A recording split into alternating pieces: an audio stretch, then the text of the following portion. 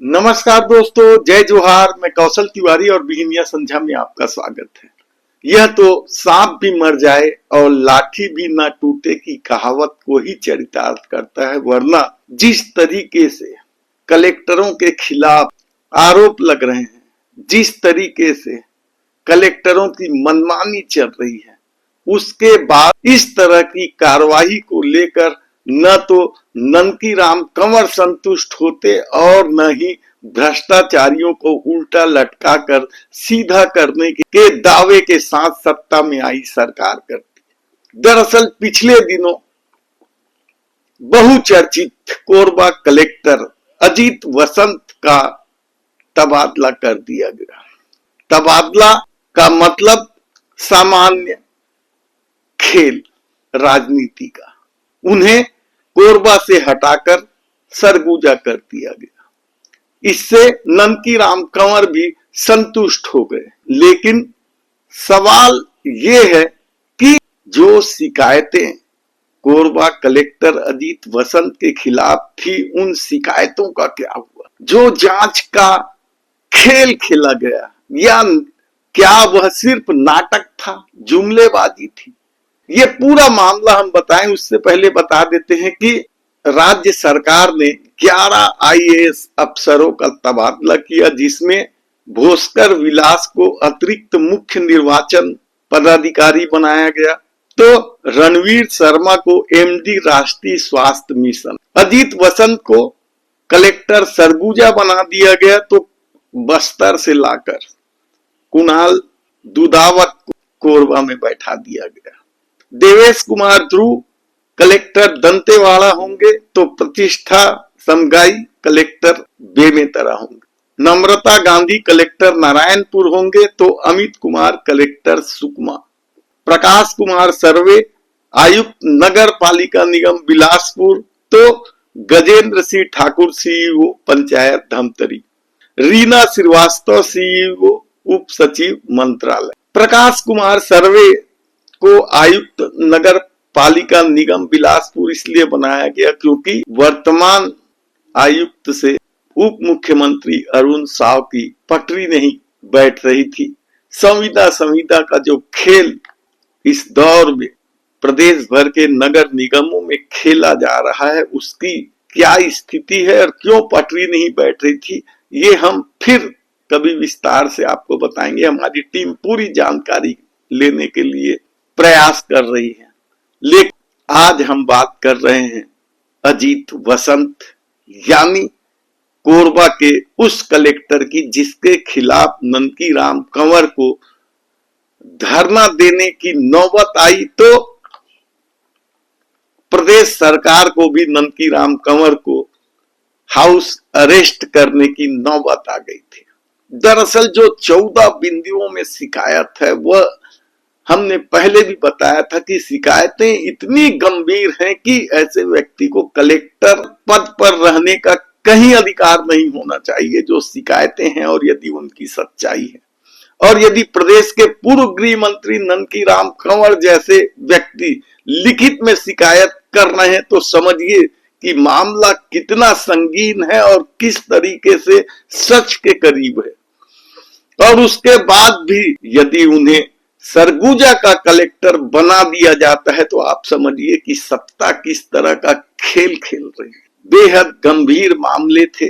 ननकी राम कंवर जब अड़ गए, तब फैसला हुआ कि एक जांच समिति बना दी जाती है। फिर सरकार की तरफ से खबर दी गई कि जांच का काम पूरा हो गया। क्या हुआ उस जांच में? क्या शिकायतें सही पाई गई? और यदि शिकायतें सही पाई गई, तो उन्हें सरगुजा का ही कलेक्टर क्यों बनाया गया? हमने पहले ही आपको बताया कि किस तरीके से छत्तीसगढ़ में 2005 बैच के अधिकारियों की थामा चौकड़ी चल रही है। सीएम हाउस से लेकर झीलों तक किस तरह का खेल चल रहा है।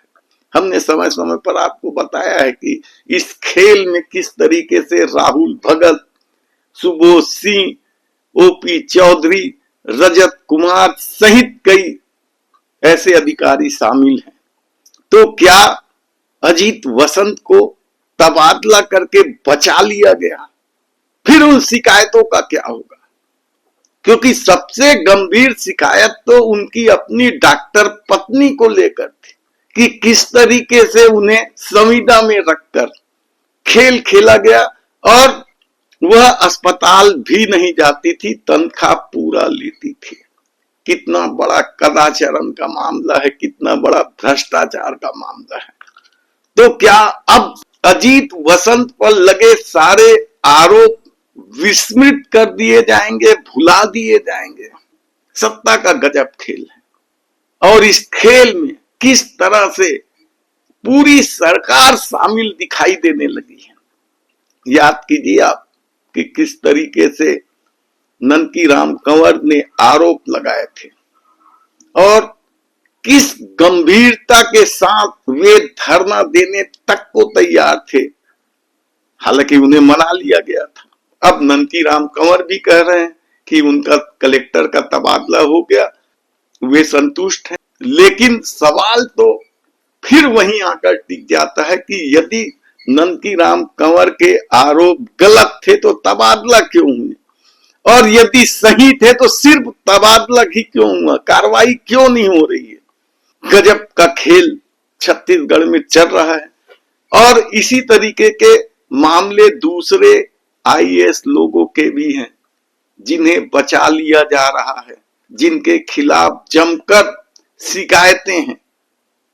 हमने पहले ही आपको बताया था कि किस तरीके से छत्तीसगढ़ में लगभग 3 दर्जन आईएएस ऐसे हैं जिनके खिलाफ गंभीर आरोप है, ईओडब्ल्यू में या एसीबी में या लोकायुक्त में मामला दर्ज है। सरकार कई मामलों में तो अनुमति तक नहीं दे रही है। तब देखना है कि यह प्रकरण और आगे कहां जाता है। क्या अब अजीत वसंत सुधर जाएंगे या फिर सरगुजा क्षेत्र के किसी नेता को उनके खिलाफ धरने पर बैठना पड़ेगा? हालांकि अभी तक इस तबादले को लेकर कांग्रेस की कोई प्रतिक्रिया नहीं आई है। कायदे से तो सरगुजा क्षेत्र के कांग्रेसियों को खड़े हो जाना चाहिए था कि यदि अजीत वसंत भ्रष्ट होने की वजह से हटाए गए हैं तो सरगुजा में क्या करने आ रहे हैं। खैर, देखना है, ये राजनीति है, सबका अपना खेल है। हम आपको बताते रहेंगे, इसी तरह की अच्छी खबरें आपको देते रहेंगे। यदि आपने हमारे चैनल को सब्सक्राइब नहीं किया है तो प्लीज सब्सक्राइब कर लीजिए, बेल आइकन का बटन दबा दीजिए। हम आपको यूं ही अच्छी खबरें देते रहेंगे क्योंकि आपका प्यार ही हमारी पूंजी है।